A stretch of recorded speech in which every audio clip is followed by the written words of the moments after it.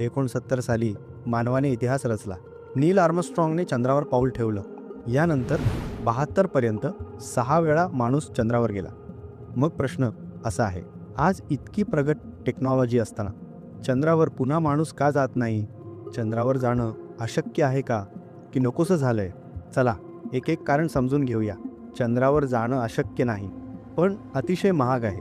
Apollo मिशनमध्ये अमेरिकेने आजच्या हिशोबाने $150 बिलियन पेक्षा जास्त खर्च केला होता. आज जर माणूस चंद्रावर पाठवायचा झाला तर रॉकेट, स्पेस सूट, लाईफ, सुरक्षित परत येण्याची यंत्रणा सगळं पुन्हा नव्याने तयार करावं लागतं. आणि प्रश्न असा उभा राहतो, इतका खर्च करून चंद्रावर जाऊन मिळणार काय? सरकारांसाठी प्राधान्य काय? भूक, बेरोजगारी, युद्ध, आरोग्य, क्लायमेट चेंज. चंद्रावर जाणं हे प्रेस्टीज प्रोजेक्ट आहे, लगेच फायदा नाही. म्हणूनच अनेक देश म्हणतात, आधी पृथ्वी वाचवू, मग चंद्र बघू. चंद्र म्हणजे सुंदर गोल नाही, तो आहे एक एक्स्ट्रीम सर्व्हायव्हल झोन.